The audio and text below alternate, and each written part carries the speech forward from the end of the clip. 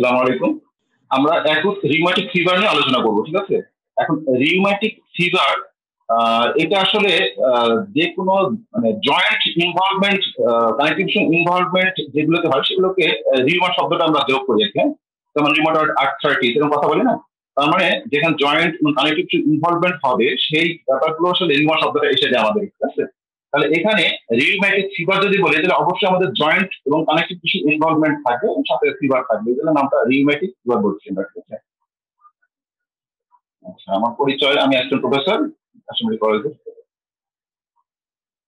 এখন দেখো এখানে রিউম্যাটিক ফিভারে আমাদের আসলে কি কি মানে অর্গান গুলো ইনভলভমেন্ট হয় মেনলি। মাঝখানে যে স্লাইডের ছবিটা আমরা দেখতে পাচ্ছি সেই ছবিটা দেখা যাচ্ছে যে একটা অর্গানিজম, স্ট্রেপ্টোকক্কাস পায়োজেন অথবা গ্রুপ এ বিটা হেলিকোস্ট্রাকাস বলি আমরা, সংক্ষেপে DABH বলি আমরা।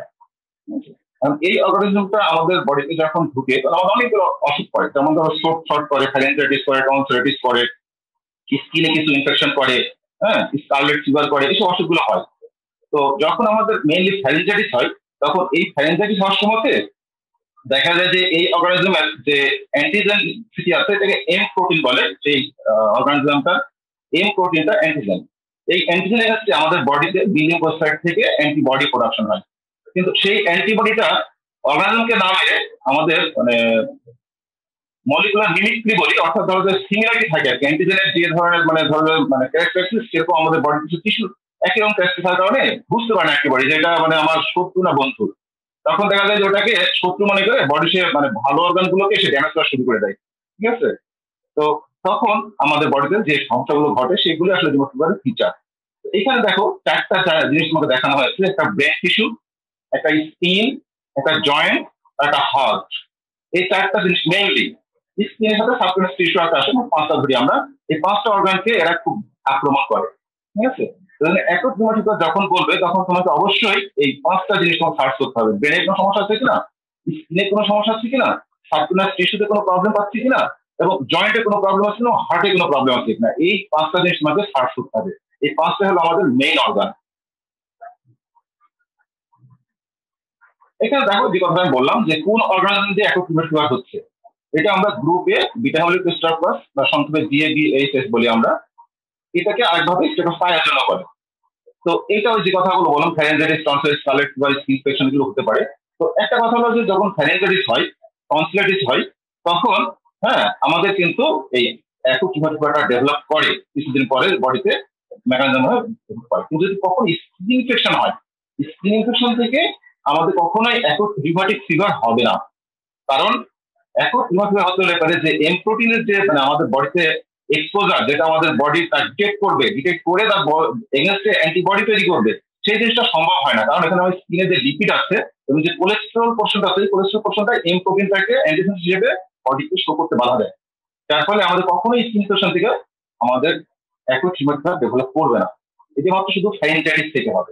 এখন কিছু কিছু বইয়ে স্কারলেট ফিভারের কথাটা আছে, আসলে স্কারলেট ফিভারটা কিছুই না। ফ্যারেঞ্জাইটিসের সাথে জাস্ট দুটা অতিরিক্ত জিনিস পাবো, সেটা হলো স্কিনে শীষ কাগজ যেটা আমরা বলি, হ্যাঁ, স্যান্ড পেপার, শীষ কাগজ, শীষ কাগজের মতো খসখসে একটা র্যাশ উঠবে, এবং আমাদের জিহ্বাটা যদি বের করে দেখা যায় রোগী, দেখা যাবে ওখানে স্ট্রবেরির মতো লাল লাল কিছু ইলিভেশন দেখা যায়, এটা আমরা বলি স্ট্রবেরি টান। তাহলে স্ট্রবেরি টান এবং sand paper like rash on skin যদি পাওয়া যায় ফ্যারেঞ্জাইটিসের সাথে, তখন তার নাম স্কারলেট ফিভার। এই স্কারলেট ফিভার থেকে একদম রেয়ার কন্ডিশনে দেখা যায় যে একজনকে ডেভেলপ করে, কিন্তু মেইনলি আমাদের টনসিলাইটিস ফ্যারেঞ্জাইটিসটাই হলো মূল কালপ্রিট এখানে, ঠিক আছে? এই জন্য আমাদের সবসময় একক ফিভার যখন পেশেন্টের দেখি তখন ফ্যারেঞ্জাইটিস এবং টনসিলাইটিস হিস্ট্রি দিতে হয়, যে আপনার বাচ্চার এরকম কখনো হয়েছিল কিনা, গলা ব্যথা হয়েছিল কিনা। প্রায় 30% ক্ষেত্রে মা বাবা বা বাচ্চা কখনোই বলতে পারে না তার গলা ব্যথা হয়েছে কি হয়নি, মানে বলতে পারে না। 70% ক্ষেত্রে তারা বলতে পারে। হ্যাঁ, সেক্ষেত্রে আমরা ফ্যারেঞ্জাইটিস এবং টনসিলাইটিস হিস্ট্রিটা খুবই ইম্পর্টেন্ট। এবং যদি কোনো মানুষের ফ্যারেঞ্জাইটিস বা টনসিলাইটিস হয়ে থাকে তাহলে ইমিডিয়েট তার ট্রিটমেন্ট যদি আমরা করি, এবং এটা যদি ব্যাকটেরিয়াল ফ্যারেঞ্জাইটিস হয়ে থাকে তাহলে আমরা যদি অ্যান্টিবায়োটিক দিয়ে চিকিৎসা করি তাহলে দেখা যায় যে একক রিউমাটিক ফিভার সম্ভাবনা খুবই কমে যায়। এই যে আমরা প্রথমে ফ্যারেঞ্জাইটিস ডায়াগনোস করে ট্রিটমেন্ট দিয়ে শুরু করলাম, একক রিউমাটিক হতে দিলাম না, এটাই বলে primary prophylaxis for rheumatic fever. Primary prophylaxis কিন্তু কখনোই রিউমাটিক ফিভারের ট্রিটমেন্ট না, এটা রিউমাটিক ফিভার হতে দেব না। এই জন্য আগে থেকেই তাকে চিকিৎসা করা, গলা ব্যথা যে কোনো অসুবিধা চিকিৎসা করা, যদি সেটা ব্যাকটেরিয়াল হয়ে থাকে, ভাইরাল হলে তো লাভ নাই। এই জন্য আমাদের যখন কারো গলা ব্যথা, বিশেষ টনসিলাইটিস হয়, ওখান থেকে একটু থ্রট সোয়াব নিয়ে সেই থ্রট সোয়াবটা যদি আমরা কালচার করি অথবা যদি গ্রামে ট্রেনিং করি, এবং গ্রামে ট্রেনিং করার পরে যদি আমরা দেখি যে হ্যাঁ এটা আমার এখানে গ্রুপে বিটা হেলমেট স্ট্রোকাস পাচ্ছি আমি ট্রেনিং এটা আসছে, অথবা কালচারের গ্রোথ হলো, সেখানে আমি দেখলাম হ্যাঁ এটা বিটা হেলমেট স্ট্রোকাস, তাহলে ইমিডিয়েটলি আমাকে 10 দিনের জন্য তাকে পেনিসিলিন ট্যাবলেট অথবা ডাইথ্রোমাইসিন অথবা অ্যাম্পিসিলিন অ্যামোক্সিসিলিন এগুলো ট্রিটমেন্ট করতে হবে। যদি করি তাহলে প্রায় তার অ্যাকিউট হওয়ার চান্সটা কমে যাবে। এটা হলো আমাদের সবচেয়ে বড় কথা। এই যে এখানে আমরা সবাই জানি যে আমরা চিকন গলায় কথা বললে বা খুব মিষ্টি গলায় কথা বলে মানুষ আমাদের কাছে হৃদয় করে যায় মানুষের, কিন্তু সেই গলাটাই যদি আবার ধরো যে টনসিলে আক্রান্ত হয় বা টনসিলেট হয় বা ফ্রেঞ্জেট হয়, তাহলে কিন্তু হার্টটাকে ভেঙে খান করে দিতে পারে, তাই না? তো যে গলা মিষ্টি কথা মানুষের মন করে দেয় সেই গলাতেই আবার শোট ধরলে পারে মানুষের হার্ট ভেঙে দেয়। এখানে মজা করে বলেছে যে short thought can lead to a broken heart, হার্টটাকে ভেঙে দিতে পারি আমরা। তাহলে এটা আমরা যেন তার হৃদয় না ভেঙে যায়, সেজন্য আমাদের কিন্তু অবশ্যই তাকে দ্রুত চিকিৎসা করতে হবে। আমি যে কথাটা আগে বললাম সেই প্যাথোলজি যেটা, সেটা আমরা জানি যে ফ্যারিনজাইটিস যদি হয় গ্রুপ এ বিটা হেলমেট স্ট্রোকাস দিয়ে, তাহলে ব্যাকটেরিয়া তার এম প্রোটিনটা রিলিজ করে। এম প্রোটিন আসলে অ্যান্টিজেন, কিছুই না। এই অ্যান্টিজেনকে আমরা ধরতে পারি বহিঃশত্রু, আমাদের দেশে বহিঃশত্রুর প্রবেশ। আমাদের বডি তখন করে কি, আমাদের বি লিম্ফোসাইট বা আমাদের ক্যান্টনমেন্টকে বলে তুমি সতর্ক হয়ে যাও, আমাদের বডিতে ঢুকছে শত্রু, তখন রেডি হও। তখন বি লিম্ফোসাইট আমাদের বডিতে প্লাজমা সেল তৈরি হয়ে সেখান থেকে হাজার হাজার লক্ষ লক্ষ আমাদের আর্মি বের করে দেয়, সেগুলো হলো অ্যান্টিবডি। এই অ্যান্টিবডি গুলো খুঁজে যে কোন শত্রু, দেখি কে, তখন দেখা যায় তাদের ইউনিফর্ম কেমন, তাদের অস্ত্র কেমন, তাদের ব্যাগে কি লেখা আছে, তাদের মাথায় হেলমেটে কি লেখা আছে, এগুলো দেখে সেগুলোকে বহিঃশত্রু আমার বাংলাদেশের যে সোলজার তাদের মধ্যে আলাদা করে। আলাদা করার পরে যখন দেখবে হ্যাঁ এইগুলো আমাদের দেশের শত্রু, আমাদের দেশের সৈন্যবাহিনী, তখন তাদের মারে। তো ঠিক দেখা যায় যে যদি কোনো শত্রুর এবং আমাদের ধরো যে সেনাবাহিনী যদি ব্যাজ একরকম হয়ে যায় বা ড্রেস এর কালার একরকম হয়ে যায়, তখন কিছু কিছু ক্ষেত্রে কিন্তু বুঝতে পারেন এটা আমার শত্রু না মিত্র। ঠিক আছে, তখন দেখা যায় যে ফ্রেন্ডলি ফায়ার হয় না যুদ্ধে, যে ফ্রেন্ডলি ফায়ার, ফ্রেন্ডলি ফায়ারে দেখা গেছে যে কিছু বন্ধু মারা যায়। ঠিক এই ঘটনা ঘটে এখানে, ফ্রেন্ডলি ফায়ারে আমাদের দেখা যাচ্ছে এখানে কিছু বডি স্ট্রাকচার ধ্বংস হয়ে যায়। ঠিক আছে, কেন? কারণ সিমিলারিটি আছে, ড্রেসের সিমিলারিটি অথবা ধরো হেলমেট সিমিলারিটি অথবা যে কোনো কালার সিমিলারিটি বা হাইট ওয়েট বা বিভিন্ন চেহারা সাদৃশ্য, বিভিন্ন কারণে এটাকে আমরা বলছি মলিকুলার মিমিক্রি। এই মলিকুলার মিমিক্রির কারণে তখন আমাদের বডির ওন স্ট্রাকচার যেগুলো আছে, mainly brain, heart, joint, skin, সাবনাস tissue, specially periarterial structure, arteriole যেগুলো আছে, আর্টারিওলের চারপাশে এইগুলো কিন্তু তখন অ্যান্টিবডি গুলো ঢুকে ঢুকে এই টিস্যু গুলোকে তখন অ্যান্টিজেন মনে করে অ্যান্টিজেন অ্যান্টিবডি রিয়াকশন হয়। ঠিক আছে, এখন আমরা জানি যে বডি হাইপারসেন্সিটিভ রিয়াকশন গুলো আছে, টাইপ 1, টাইপ 2, টাইপ 3, টাইপ 4, এগুলো আমরা জানি। তো সেখানে এটা টাইপ 2 হিসেবে রিয়াকশন হয়। ঠিক আছে, তাহলে টাইপ 2 রিয়াকশনটা কি জিনিস? এটা হলো সরাসরি অ্যান্টিবডি যে বডির সার্ফেসে যাতে ধ্বংস হবে তার টিস্যুকে অ্যান্টিজেন মনে করে তাকে আক্রমণ করবে, মাঝখানে কোনো কমপ্লেক্স ফর্মেশন হবে না। তাহলে এখানে সরাসরি অ্যান্টিজেন গেল, অ্যান্টিবডি রিয়াকশন হলো। এই অ্যান্টিজেনটা হলো কি বডির স্ট্রাকচার হিসেবে, যেমন হার্ট টিস্যু যেমন মায়োসিন। ঠিক আছে, এবং জয়েন্ট টিস্যু, তারপর ধরো যে পেরি আর্টারিয়াল যে স্ট্রাকচার গুলো আছে, সাবক্লাস টিস্যু। ঠিক আছে, ব্রেনের যেমন আমাদের বেসাল গ্যাংলিয়া, তাহলে এই টিস্যুগুলোকে অ্যান্টিজেন মনে করে বডিকে আক্রমণ করবে। Type 2 hypersensitive reaction. সাধারণত জিজ্ঞেস করে এটা টাইপ 2 না টাইপ 3 হাইপারসেন্সিটিভ রিয়াকশন? এটা টাইপ 2 হাইপারসেন্সিটিভ রিয়াকশন। এবং আমাদের সাধারণত এই বডিতে অ্যান্টিজেন ঢোকা, অ্যান্টিজেনের বিরুদ্ধে অ্যান্টিবডি তৈরি হওয়া এবং অ্যান্টিবডি তৈরি হয়ে বডির স্ট্রাকচারের ডিসকাশন তৈরি করা, এগুলো হতে অনেক সময় দেখা যায় 2 সপ্তাহ থেকে প্রায় 6 সপ্তাহ পর্যন্ত সময় লাগে। ঠিক আছে, এই 2 সপ্তাহ থেকে 6 সপ্তাহ সময় পর্যন্ত গলা ব্যথা ভালো হয়ে যায়, রোগী সুস্থ হয়ে যায়, যখন কোনো অর্গানিজম খুঁজে পাওয়া যায় না। তো যখন বাচ্চা কিন্তু ফিচার প্রেজেন্ট করে তখন কিন্তু আমরা কখনোই অর্গানিজম খুঁজে পাই না। আমরা ফ্যারিনজাইটিসের কোনো ফিচারও পাই না, ওখানে কোনো অর্গানিজম খুঁজে পাই না। এই জন্য দেখা যায় যে তখন আমরা ডায়াগনোসিস থেকে একটু হয়তো হেলথে পড়ে যাই। এই কথাটা যেটা আমি এতক্ষণ বললাম সেটা এখানে ছবি দেওয়া হয়েছে গ্রুপে। ভিটামিন স্টেটাস ইনফেকশন হলো আমাদের বডি যে গলাতে যে আমাদের ধরো যে টিস্যুগুলো আছে, টিস্যুগুলো আছে, সফট টিস্যু, এই টিস্যুগুলো ডিটেক্ট করলো গুলো ডিটেক্ট করার পরে তখন আমার বডি যে ম্যাক্রোফেজ আছে বা আমাদের যে অ্যান্টিজেন সেল গুলো আছে সেগুলো ডিটেক্ট করলো। ডিটেক্ট করার পরে আমাদের বিলিং প্লাজমা কনভার্ট হলো, তারপর সেখান থেকে অ্যান্টিবডি তৈরি হলো। সেই অ্যান্টিবডি যে হার্ট, ব্রেন, জয়েন্ট আর স্কিনে আক্রমণ করলো। এই কথাগুলো যেটা বললাম সেটা এখানে চলে যায়। যেমন ধরো যে এখানে ক্লিনিক্যাল ম্যানিফেস্টেশনটা বলছিলাম, যেটা বললাম যে আমাদের জয়েন্ট ইনভার্ট করে। ঠিক আছে, এরপরে হার্ট ইনভার্ট করে, এরপরে আমাদের স্কিনে কিছু র্যাশ উঠে, আর এই যে ব্রেন টিস্যু যে বেসাল গ্যাংলিয়া, সেই বেসাল গ্যাংলিয়া আক্রমণ করে সে কোরিয়া ডেভেলপ করে। আর আমাদের বিভিন্ন বনি প্রমিনেন্সে নোডিউল ফর্মেশন হয়। তাহলে আমাদের দেখা একটা, দুইটা, তিনটা, চারটা, পাঁচটা, এই পাঁচটা জায়গাতে আমাদের কিন্তু আক্রমণ হয়। এবং এই পাঁচটা জায়গায় যে ফিচার ডেভেলপ করে সেই ফিচার গুলোকে আমরা erythema marginatum, chorea and subcutaneous nodules, ঠিক আছে? এই পাঁচটা কথা আমাকে বলতে হবে। আর এই পাঁচটা কথার মধ্যে আর্থ্রাইটিস এই জায়গাতে কিছু অনেকগুলো কথাবার্তা আছে, যেমন আর্থ্রাইটিস, আর্থ্রালজিয়া, এই দুটো শব্দ আমরা মোটামুটি সবাই জানি। আর্থ্রালজিয়া যে জয়েন্টে পেন আছে, পেনডানেস আছে, কিন্তু কোনো সোয়েলিং নাই, রেড নাই, হট না, ঠিক আছে? শুধু বলছে পেশেন্ট আমার ব্যথা, সেটা আর্থ্রালজিয়া। আর আর্থ্রাইটিস পেন আছে, সোয়েলিং আছে, রেড, হট, ঠিক আছে, এগুলো আছে। আর জয়েন্ট মুভমেন্টের প্রবলেম আছে, জয়েন্ট করাতে পারছে না, এগুলো আর্থ্রাইটিস। তাহলে আর্থ্রালজিয়া আর আর্থ্রাইটিস এটা আমাদের আলাদা করতে হবে, কারণ এখানে আমাদের খুব জরুরি এটা। কারণ মাইনর ক্রাইটেরিয়া এবং মেজর ক্রাইটেরিয়া এটা ভাগ করতে হবে। কিভাবে ভাগ করতে হবে পরে আমরা আসতেছি। তাহলে আর্থ্রাইটিস আর আর্থ্রালজিয়াটা যেন আমরা খুব ভালোভাবে বুঝি। এরপরে কার্ডাইটিস। কার্ডাইটিস বলতে হার্ট মাসলের ইনফ্লামেশন, ইনফেকশন কিন্তু এখানে না, কারণ এখানে কিন্তু কোনো অর্গানিজমের কাজ নেই, সবকিছু অ্যান্টিবডি কাজ, তাহলে এখানে ইনফ্লামেশন। আর্থ্রাইটিসেও ইনফ্লামেশন, ইনফেকশন না, কারণ এখানে কোনো অর্গানিজমই নাই, শুধু আছে অ্যান্টিজেন অ্যান্টিবডি, ইনফ্লামেশন। তাহলে কার্ডাইটিস ইনফ্লামেশন। তাহলে কার্ডাইটিস যদি এন্ডোকার্ডাইটিস হয় তাও কার্ডাইটিস, যদি মায়োকার্ডাইটিস হয় তাও কার্ডাইটিস, যদি পেরিকার্ডাইটিস হয় তাও কার্ডাইটিস। তাহলে যদি এখানে শুধুমাত্র এন্ডোকার্ডাইটিস ডেভেলপ করে এবং আমি এখানে যদি কোনো ফিচার আমি ক্লিনিক্যালি না পাই, শুধুমাত্র ইকোকার্ডিওগ্রাম করার সময় যদি দেখি যে এখানে বাচ্চাটার আমরা ভালভাইটিস পাচ্ছি বা কোনো কর্ডাটাইনাইটিস পাচ্ছি অথবা কোনো রকমের রিগার্জিটেশন অথবা স্টেনোসিসের ফিচার পাচ্ছি, ঠিক আছে, তাহলেও কিন্তু এখানে কার্ডিওলজি কাউন্ট করবো, যদিও ক্লিনিক্যাল ফিচার নাই। এটা কিন্তু খুব ভালোভাবে মনে রাখা দরকার যে ক্লিনিক্যাল ফিচার নাই কিন্তু আমি ইকোতে কোনো চেঞ্জ পেয়েছি এন্ডোকার্ডিয়ামের, সেটাও কার্ডাইটিস। এটা কিন্তু মাথায় রাখতে হবে। আর যদি মায়োকার্ডিয়াম হয় সেটাও কার্ডাইটিস, যদি পেরিকার্ডিয়াম হয় সেটাও কার্ডাইটিস, যদিও এটা পেরিকার্ডাইটিস। তো এই পেরিকার্ডিয়ামের ইনফেকশন যেটা বা ইনফ্লামেশন পেরিকার্ডাইটিস, এটা একটু বিশেষত্ব হলো যে এইখানে ফিব্রিনাস, হ্যাঁ, এক ধরনের সাবস্টেন্স প্যারাটাল পেরিকার্ডিয়াম এবং ভিসাল পেরিকার্ডিয়াম মাঝখানে জমে, ঠিক আছে, এবং এটা অটো রেজলিউশন হয়ে যায় ভবিষ্যতে, এটা ভবিষ্যৎ মানে সিকিউর থাকে না, অটো রেজলিউশন হয়ে যায়। তো এইটাকে আমরা স্পেশাল এক টার্ম দিই, সেটা হলো ব্রেড অ্যান্ড বাটার পেরিকার্ডাইটিস। অর্থাৎ উপরে পেরিকার্ডিয়াম, নিচে পেরিকার্ডিয়াম, মাঝখানে বাটারের মতো fibrinous collection, bread and butter pericarditis. Erythema marginatum, আমরা সবাই জানি ইরাইথেমা মানে হচ্ছে লাল, এমা রক্ত, ইরাইথো লাল। তাহলে ইরাইথেমা লাল রঙের, রক্তের মতো লাল রঙের কিছু র্যাশ, যার মার্জিন দিয়ে লাল। কিন্তু মার্জিনের ধরে একটা কথা হতো, যদি আমি একটা আংটি যদি আমার চামড়া বসায় দিয়ে ছাপ দিই, তো যে আংটির যে এরিয়া এটা লাল যদি করে যায়, মাঝখানে যদি সাধারণ স্কিন থাকে যেরকম দেখতে ঠিক ওই রকম, এই জন্য একে বলে ইরাইথেমা অ্যানুলারিসও বলে। ইরাইথেমা অ্যানুলারিস মানে আংটির মতো দেখতে দেখতে একটু লাল লাল র্যাশ, ইরাইথেমা অ্যানুলারিস বা ইরাইথেমা মার্জিনেটাম।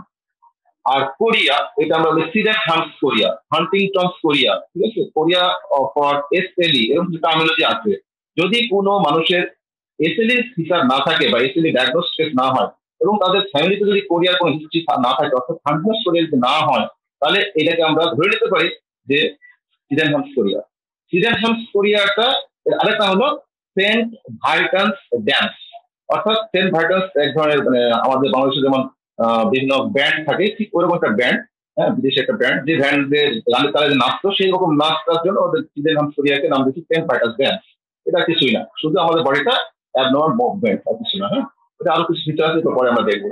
আর সাবক্লাস নদীগুলো হলো বডির যেগুলো আমাদের বডি প্রমিনেন্স আছে, মেন ধরো যে নির সামনে, এলবো, হ্যাঁ, পিছনে, ঠিক আছে, তারপরে ধরো যে আমাদের স্ক্যাপুলা, হ্যাঁ, উপরে, তারপরে আমাদের স্পাইনাস প্রসেস মেইনলি হলো থোরাসিক এবং ধরো যে লাম্বার রিজনে, হ্যাঁ, তারপরে স্ক্যাল্প, ঠিক আছে, এইরকম বডি, রিস্ট, এরকম বডি যেখানে যেখানে বডি প্রমিনেন্স আছে, ঠিক তার যে এক্সটেন্স অফ সারফেস সেই এরিয়াতে দেখা যায় কিছু নোডিউল, যে নোডিউলগুলো 1 থেকে 3 মিলিমিটার, 1 সেন্টিমিটার পর্যন্ত মানে বড় এবং ফার্ম, নট টেন্ডার, ঠিক আছে। এই নোডুলগুলো স্কিনের সাথে ফিক্স না, নট ফিক্সড উইথ স্কিন, ঠিক আছে। এইগুলো আমাদের সাবকিউটাস নোডিউল। এখানে দেখো একটা ডিউরেশন দেওয়া আছে যে আমাদের যে পলি আর্থ্রাইটিস মানে একাধিক জয়েন্টের ইনভলভ হয় তাকে পলি আর্থ্রাইটিস বলি, আর যদি একটা জয়েন্ট ইনভলভ হয় তাকে মনো আর্থ্রাইটিস বলি, ঠিক আছে। সাধারণত আমাদের জিআই ভাষা যদি বলতে 5 বা তার অধিক যদি জয়েন্ট ইনভলভমেন্ট হয় তাহলে সেটাকে বলে পলি আর্থ্রাইটিস। আর 4টা পর্যন্ত যদি হয় তাকে বলে অলিগো আর্থ্রাইটিস, আর যদি একটা হয় তাহলে মনো আর্থ্রাইটিস। তাহলে এখানে পলি আর্থ্রাইটিস বলতে যাচ্ছে যে একাধিক জয়েন্ট ইনভলভমেন্ট হয়েছে, কিন্তু স্থায়িত্ব বলে দেখো সবচেয়ে কম সময় ধরে জয়েন্টটা ইনভলভ থাকে, তারপরে ভালো হয়ে যায়, তারপরে আবার হয়, আবার ভালো হয়ে যায়। রিকারেন্স না হলে পরে হয় না। তাহলে আমাদের একটা রিকারেন্স হয়, কিন্তু জয়েন্ট সিমটমসটা খুব বেশি দিন স্থায়িত্ব পায় না, সাধারণত 1 সপ্তাহ, ম্যাক্সিমাম 2 সপ্তাহ, কখনো কখনো এরকম রিয়ার ক্ষেত্রে দেখা যাচ্ছে সর্বোচ্চ 42 দিন থাকারও হিস্ট্রি আছে, কিন্তু এগুলো রেয়ার। সাধারণত 1 সপ্তাহ বা 2 সপ্তাহ এর মধ্যে ভালো হয়ে যায়। কিন্তু মজার ব্যাপার হলো যে জয়েন্ট যখন ভালো হয়ে যায় তখন কোনো সিকুলি থাকে না। যেমন জিআইএ তে দেখা যায় জয়েন্ট ভালো হয়ে পরে জয়েন্ট ডিফর্মিটি ডেভেলপ করে, কিন্তু একই করে জয়েন্ট কখনোই ডিফর্মিটি ডেভেলপ করবে না। জয়েন্ট আগে যেমন ছিল জয়েন্ট পরে তেমনই থাকবে, মাঝখানে শুধু ইনফরমেশনে এত বেশি ইনফরমেশন হবে যে বাচ্চারা ওখানে কাপড় পর্যন্ত দিতে দেবে না, এত ব্যথা, মানে সিভিয়ার পেন, অ্যাগোনাইজিং পেন, ঠিক আছে, কাপড় পর্যন্ত দিতে হবে না, রেড হট, হ্যাঁ টেন্ডার, সিভিয়ার টেন্ডার, ঠিক আছে। কিন্তু যখন ভালো হয়ে গেল তখন আবার আবার স্বাভাবিক, একদম সুস্থ সবল মানুষের মধ্যে কোনো প্রবলেম নাই। কিন্তু সবকিছুর একটা ব্যতিক্রম থাকে। যদি কখনো দেখা যায় যে পলি আর্থ্রাইটিস হয়েছে এবং অ্যাকুটিমেটিক ফিভার এবং বারবার রিপিটেড অ্যাটাক হচ্ছে, রিপিটেড অ্যাটাকের পরে দেখা গেল একসময় জয়েন্ট ডিফর্মিটি হয়েছে, হতে পারে, রেয়ার রেয়ার রেয়ার ক্ষেত্রে হতেই পারে। যদি হয় তখন তাকে বলে জ্যাকাউস আর্থ্রাইটিস। এসএডি বা অ্যাকুটিমেটিক ফিভারে যদি কখনো এরকম ঘটনা ঘটে যে জয়েন্ট ডিফর্মিটি হয় না, যদি হয় তখন তার নামকরণ হয়ে যায় জ্যাকাউস আর্থ্রাইটিস। এটা আমাদের চিকিৎসা করতে পারে, কিন্তু এটা একটা ব্যক্তিত্ব মনে রাখবে, ঠিক আছে। আবার কার্ডাইটিস দেখো, কার্ডাইটিস এন্ডোকার্ডিস হোক, মায়োকার্ডিস পেরিকার্ডিস হোক, যেটাই হোক, হ্যাঁ সেটা ইন্ডিভিজুয়ালি হতে পারে বা একসাথে সবগুলো হতে পারে। যদি 3টা মিলে এন্ডোকার্ডিয়াম মাইক্রো পেরিকার্ডিয়াম মিলে একসাথে ইনভলভ তখন তাহলে প্যান কার্ডাইটিস, প্যান কার্ডাইটিস, ঠিক আছে। এটাও কিন্তু বেশি সাইজ থাকে, যদি ট্রিটমেন্ট দেওয়া যায় আলাদা মধ্যে দেখা যায় 6 সপ্তাহের মধ্যে এটা ভালো হয়ে যায়, ঠিক আছে। তারপরে আর কোনো কিছু থাকে না। যদি আমি তাকে প্রোফাইলাক্সিস, সেকেন্ডারি প্রোফাইলাক্সিসটা বলি, সেকেন্ডারি প্রোফাইলাক্সিস নিয়মিত দিতে থাকি, তাহলে পরে আল্লাহর মধ্যে কোনো সমস্যা হবে না। যদি প্রোফাইলাক্সিস না দিয়ে থাকি তাহলে রিপিটেড অ্যাটাক হলে একসময় দেখা যাচ্ছে আমাদের এন্ডোকার্ডিয়ামটা, বিশেষ করে ভালভগুলোর যে অরিফিস গুলো, কর্ডা টেন্ডেনি গুলো, এগুলো ফাইব্রাস হয়ে যায়, ফাইব্রাস হয়ে যায় একসময় পার্মানেন্ট ভালভগুলোর ড্যামেজ হয়ে যায়, ঠিক আছে। সেটা তখন আমাদের আবার অসুখের নাম হয়ে যাবে rheumatic heart disease, RHD, rheumatic heart disease. তখন আর একজন বলা যাবে না, তখন তারা হবে রিউম্যাটিক হার্ট ডিজিজ, RHD। আর ইরাকিনো মার্জিনাটাম, এই জিনিসটা দেখো স্থায়িত্ব কিন্তু অনেক ডেভেলপ করে, খুব বেশি সিভিয়ার মানে কন্ডিশন না, কার্ডাইটিস আর পলিআর্থ্রাইটিস সিভিয়ার সিভিয়ার কন্ডিশন না, কিন্তু পারসিস্ট করে। দেখো লম্বা সময় যে গোলাপি লাইন চলে গেছে, তার মানে এটা কিছু থেকেই যায়, কিছু থেকেই যায়। আর কোরিয়া দেখো এটা সবসময় থেকেই যায়, এটা কিন্তু ভালো হয়ে যায়, ভালো হয়ে যায় না, ঠিক আছে, সবসময় থেকেই যায়। সার্কাস নোডিলও একসময় ভালো হতে পারে, কিন্তু সে অনেক লম্বা সময় থাকে। তাহলে আমাদের 2টা সিমটম, হ্যাঁ আমাদের খুব ক্ষণস্থায়ী, একটা হলো কার্ডাইটিস, একটা আর্থ্রাইটিস, কিন্তু বাকি 2টা সিমটম কিন্তু সাহিত্য অনেক বেশি। এটাই এখানে ছবিটা দেখানো হয়।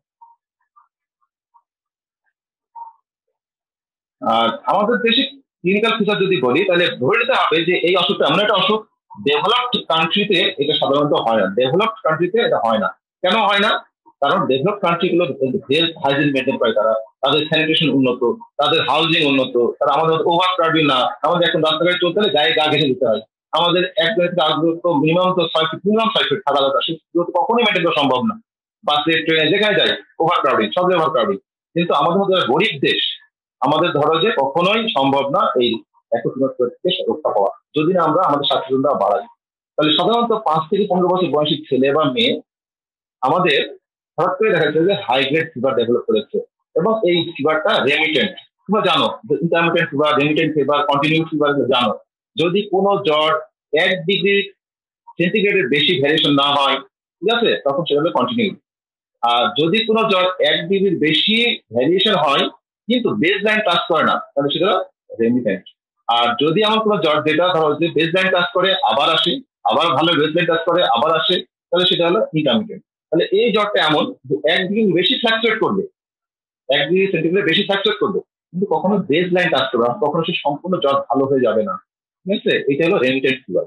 তাহলে একটা 5 থেকে 15 বছর বয়সে একটা বাচ্চা যদি আমার ওয়ার্ডে আসে বা আমাদের চেম্বারে যদি আসে, সে বাচ্চাটা যদি আমাদের মতো গরিব দেশের হয় এবং তার যদি এরকম জ্বর থাকে, এই জ্বরটা মোটামুটি 1 সপ্তাহ 2 সপ্তাহ থাকে, হ্যাঁ, এবং তার যদি আমি জয়েন্ট, এই যে 5টা ইনভলভমেন্ট বললাম, জয়েন্ট, হার্ট, ব্রেন, হ্যাঁ, স্কিন, র্যাশ এবং সাবক্লিউস নোডিউল, এগুলো আমি যদি পাই, তার সাথে আনুষঙ্গিক যে কমপ্লিকেশনের ফিচার পাই, তাহলে আমার কিন্তু এটাকে বলতে পারি যে এটা অ্যাকুট রিউমাটয়েড ফিভার।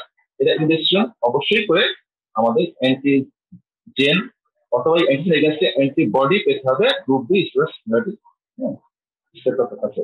যদি আমরা পাই তাহলে এটাকে আমরা কনফার্ম করতে পারছি এটা আমাদের অ্যাকুট রিউমাটয়েড ফিভার হয়েছে। তাহলে অ্যাকুট রিউমাটয়েড ফিভার ডায়াগনোস করার শর্ত কয়টা? এক হলো ক্লিনিক্যাল ফিচার, দুই নম্বর হলো অবশ্যই গ্রুপ এ বিটা হেমোলিটিক স্টেরয়েড হয় সরাসরি দেখা, অথবা না দেখতে পেলে এর অ্যান্টিজেনের এগেইনস্ট আমার বডি যে অ্যান্টিবডি ফর্মেশন করেছে পারি যে এটা অ্যাকুট রিউমাটয়েড ফিভার। ঠিক আছে?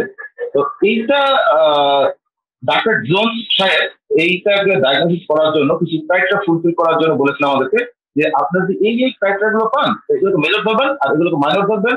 সেই দুইটা মেজর ক্রাইটেরিয়া অথবা একটা মেজর দুটা মাইনর ক্রাইটেরিয়া এগুলো যদি পান, সাথে যদি evidence of the recent group B যদি ইনস্ট্রাকশন করে এভিডেন্স পান, তাহলে আপনি তাকে ডায়াগনোস করতে পারবেন যে এটা হচ্ছে অ্যাকুট রিউমাটয়েড ফিভার। এই ক্রাইটেরিয়া গুলো মূলত ডাক্তার জোন্স ক্রাইটেরিয়া বা জোন্স ক্রাইটেরিয়া। এই জোন্স ক্রাইটেরিয়া 2015 সালে আবার আমাদের মডিফাই করা হয়েছে, এই জন্য এটাকে বলা হচ্ছে মডিফাইড জোন্স ক্রাইটেরিয়া। এই মডিফাই করে কে? American Heart association.